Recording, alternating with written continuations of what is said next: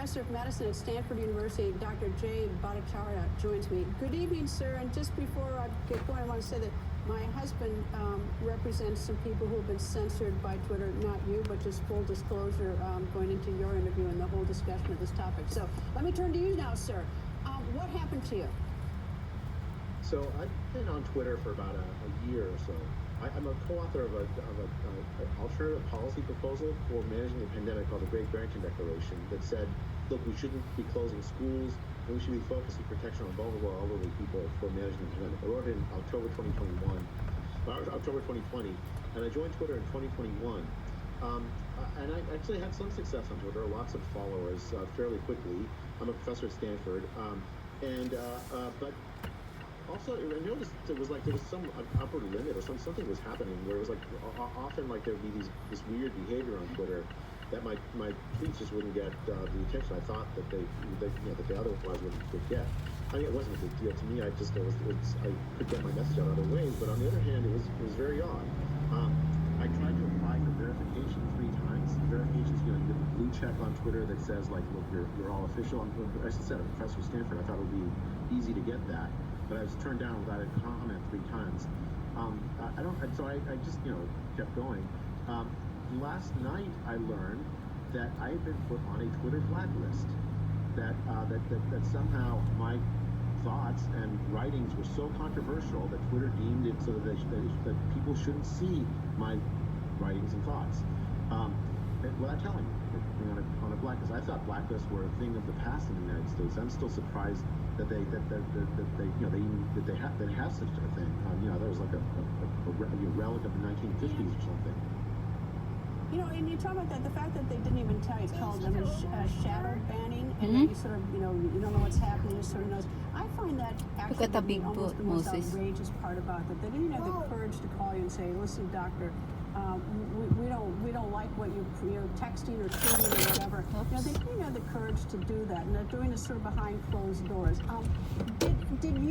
So until last night, you had no certainty that your name was in this list. Do you think you were there accidentally, or do you think that they deliberately put you on that list? I think it was deliberate. The issue is that I've been tweeting basically ever since I joined Twitter for a full year as a critic of the Biden administration policies regarding COVID. I think the lockdowns did tremendous damage to our children, to the poor, the vulnerable, to working class people. And I've been saying this pretty regularly in different ways on Twitter. That was the reason I joined Twitter, was to serve as a critic of these Biden administration policies. I'm part of a lawsuit actually that brought by the Missouri and Louisiana Attorney General's offices against the Biden administration of how they use social media to try to censor people like me, including potentially me. In fact, we found in that lawsuit is that a dozen federal agencies are in regular contact with Twitter and other social media companies basically telling them what to censor, in many cases who to censor. So I didn't know for certain that I was on some blacklist, but it was pretty clear. It was pretty clear so this is not a surprise. It's nice to have confirmation that it actually was on this thing. See, look at that idiot next to him. Asked Twitter to put me on the blacklist. That's my hypothesis. We don't know that for certain, but that's my hypothesis this time. I didn't know you're part of the Louisiana suit. Well, getting done up here pretty quick. Look at all the stuff they're doing up here. It's amazing. Husbands in some ways, so I've heard it around the house. All right, has Stanford said anything to you? Have they stood behind you?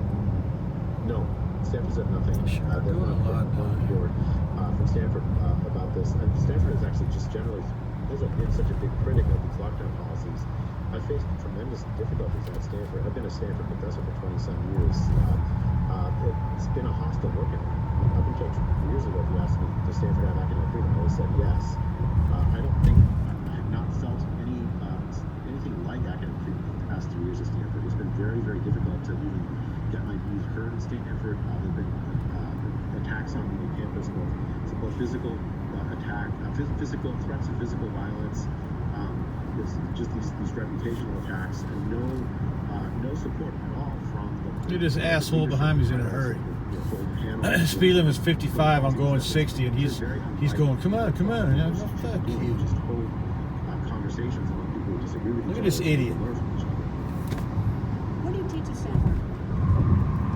So I teach in the medical school at Stanford, and also in the economics department. I have an MD and a PhD in economics.